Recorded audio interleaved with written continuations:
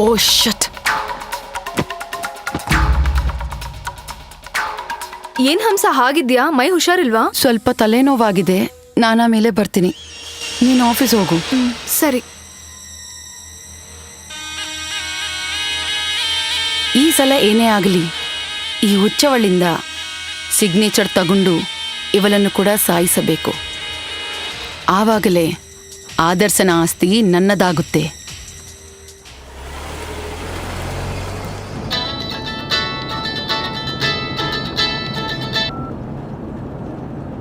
Hello, this is ACP Chandrakant speaking.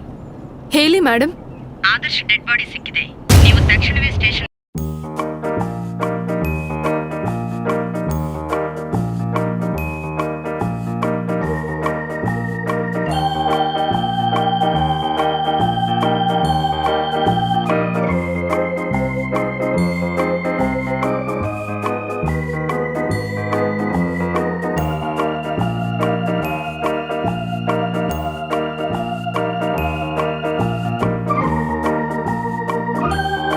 ಆದರ್ಶ ಆಸ್ತಿಯೆಲ್ಲ ನನ್ನದಾಗಬೇಕು.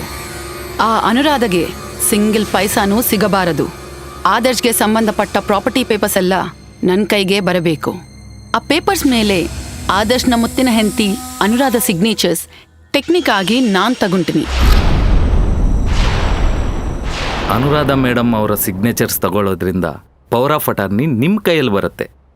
ಆದರೆ ಆ properties ಎಲ್ಲ ಪೂರ್ತಿಯಾಗಿ ನಿಮ್ಮ ಹೆಸರಿಗೆ ಟ್ರಾನ್ಸ್ಫರ್ ಆಗಲ್ಲ. ಅದೇನದು? ನೀನು ಲಾ ಸರಿಯಾಗಿ ಓದಿಲ್ವಾ? ಆ ಪ್ರಾಪರ್ಟೀಸ್ ಎಲ್ಲ ಪೂರ್ತಿಯಾಗಿ ನಿಮ್ಮ ಹೆಸರಿಗೆ ಬರಬೇಕಂದ್ರೆ ಆದರ್ಶ್ ಸರ್ ಸತ್ತೋಗಿದ್ದಾರೆ ಅಂತ ಡೆತ್ ಸರ್ಟಿಫಿಕೇಟ್ ಬೇಕು. ಆಗಲೇ ಆ ಪ್ರಾಪರ್ಟೀಸ್ ಎಲ್ಲ ನಿಮಗೆ ಟ್ರಾನ್ಸ್ಫರ್ ಆಗುತ್ತೆ. ಓ ಅದುವಾ? ಅದರ ಬಗ್ಗೆ ನೀನು ಟೆನ್ಷನ್ ತಗೋಬೇಡ. ಹೇಗೂ ಪೊಲೀಸ್ ಇನ್ವೆಸ್ಟಿಗೇಷನ್ನಲ್ಲಿ ಅದೃಶ್ಯವಾದ ಆದರ್ಶ್ ಸತ್ತೋಗಿದಾನೆಂದು ಯಾವಾಗಲಾದರೂ ರಿಪೋರ್ಟ್ ಬಂದೇ ಬರುತ್ತೆ. ಆವಾಗ ನಾವು ಹೋಗಿ ಡೆತ್ ಸರ್ಟಿಫಿಕೇಟ್ ತಗೋಬಹುದು. So don't worry. ನೀನು ಆದರ್ಶ್ ಆಸ್ತಿ ಅಲ್ಲ, ನನಗೆ ಬರೋ ಹಾಗೆ ಡಾಕ್ಯುಮೆಂಟ್ಸ್ ಎಲ್ಲ ಪ್ರಿಪೇರ್ ಮಾಡು. Do as early as possible. Madam, ಸಣ್ಣ ರಿಕ್ವೆಸ್ಟ್. ನೀವು ಅಂದ್ಕೊಂಡಂಗೆ ಇವೆಲ್ಲ ಆದರೆ ನಿಮಗೆ ಕೋಟ್ಯಾಂತರ ಆಸ್ತಿ ಬಂದು ಬೀಳತ್ತೆ. ಅವಾಗ ನನಗೆ ಲಕ್ಷಗಳಲ್ಲಿ ಫೀಸ್ ಕೊಡಿ madam. Okay, but one thing, ಯಾವಾಗಲೂ ಈ ವಿಷಯ ನಮ್ಮ ನಡುವೆನೇ ಇರಬೇಕು. ಇಲ್ಲಂದ್ರೆ ನೀನು ಅದೃಶ್ಯ ಆಗ್ತೀಯಾ. ಹಂಸ, ನಿನ್ನಂತ ಸ್ವಾರ್ಥಿ ಹುಡುಗಿ ಈ ಜಗತ್ತಿನಲ್ಲೇ ಇರಲ್ಲ. ಇಷ್ಟು ದಾರುಣಕ್ಕೆ ರೆಡಿ ಆಗ್ತೀಯಾ ನೀನು? ನನ್ನ ಗಂಡನ ಆಸ್ತಿಗಾಗಿ ಇಷ್ಟು ನೀಚಕ್ಕೆ ಬರ್ತೀಯಾ?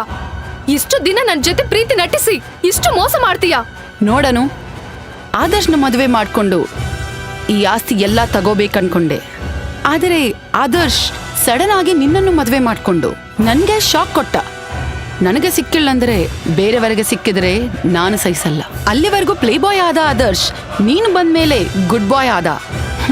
ಅದಕ್ಕೆ ಆದರ್ಶ್ ಬಗ್ಗೆ ಅಸತ್ಯಗಳನ್ನು ಹೇಳಿ ಅವನ್ನ ಕೆಟ್ಟವನಾಗಿ ಮಾಡಿ ನಿಮ್ಮಿಬ್ಬರ ನಡುವೆ ಜಗಳ ಇಟ್ಟಿದ್ದು ನಾನೇ. ಆದರ್ಶ್ನ ಪಾರ್ಟಿಗೆ ಇನ್ವೈಟ್ ಮಾಡಿ ಫುಲ್ ಆಗಿ ಕುಡಿಸಿ ಒಬ್ಬ ಹುಡುಗಿ ಜೊತೆ ನಿಮ್ಮ ನೇತ್ರ ಡ್ರಾಪ್ ಮಾಡಿಸಿ ನಿಮ್ಮಿಬ್ಬರ ನಡುವೆ ಜಗಳ ಇನ್ನೂ ಜಾಸ್ತಿ ಮಾಡಿದ್ದು ನಾನೇ. ಫೈನಲ್ ಆಗಿ ಆದರ್ಶ್ನ ಬೇಕಂತನೇ ಬ್ಯಾಟಿಂದ ತಲೆ ಮೇಲೆ ಹೊಡೆದು ಸಾಯಿಸಿದ್ದು ಕೂಡ ನಾನೇ. ಈಗ ನೇರವನ್ನು ನಿನ್ಮೇಲೆ ಹಾಕಿ ಈ ಆಸ್ತಿಯೆಲ್ಲ ಕಿತ್ಕೋಬೇಕು ಅನ್ಕೊಂಡಿದ್ದು ನಾನೇ. ಸಾಕ್ಷ್ಯಾಧಾರಗಳು ನಿನಗೆ ಆಪೋಸಿಟ್ ಆಗಿದ್ದಾವೆ. ಆದ್ದರಿಂದ ನಿನ್ ಸುಮ್ನೀರು, ನಿನ್ ಕೈಯಿಂದ ಏನೂ ಆಗಲ್ಲ. ಬ್ಲಡಿ ಬಿಚ್, ಬ್ಲಡಿ ಚೀಟ್ ಎಂದು ಆದರ್ಶ್ ನಿನ್ನನ್ನು ಯಾಕೆ ಹೇಳಿದ್ದಾನೋ ನನಗೆ ಈಗ ಅರ್ಥವಾಯ್ತು. ನಿನ್ನಂತವಳು ಹೆಣ್ಣಿನ ಜಾತಿಗೆ ಅವಮಾನ. ನಿನ್ನ ದುರ್ಮಾರ್ಗದ ಮಾತುಗಳನ್ನು ನಂಬಿ ನನ್ನ ಗಂಡನನ್ನು ದೂರ ಮಾಡ್ಕೊಂಡೆ. ನೋಡು, ನಿನ್ ಮೋಸ ದ್ರೋಹ ಎಲ್ಲ ಗೊತ್ತಾಯ್ತು. ನೀನ್ ಮಾಡಿದ ದ್ರೋಹಕ್ಕೆ ನೀನ್ ಬಿಡೋದೇ ಇಲ್ಲ. ಏನೇ ಆಗ್ಲಿ ಈ ಆಸ್ತಿ ನಿನ್ ಕೈಗೆ ಕೊಡಲ್ಲ. ಈಗಲೇ ಎಸಿಪಿ ಚಂದ್ರಕಾಂತಗೆ ಎಲ್ಲ ಹೇಳ್ಬಿಡ್ತೀನಿ. ಮಿಸಸ್ ಆದರ್ಶ್, ಈ ಪಿಕ್ನ ನೋಡು. ಅಂದ್ರೆ ಇದೆಲ್ಲ ನೀನ್ ಪ್ಲಾನ್ ಆಗಿ ಮಾಡಿದ್ದೆ ಅನಿಸ್ತಿದೆ.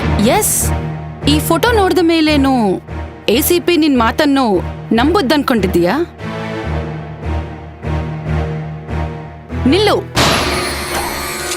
ಮೂವ್ ಆದ್ರೆ ಶೂಟ್ ಮಾಡ್ಬಿಡ್ತೀನಿ.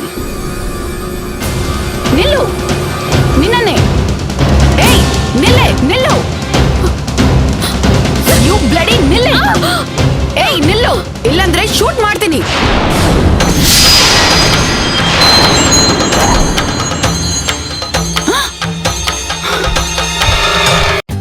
For more updates, like, comment, subscribe to our channel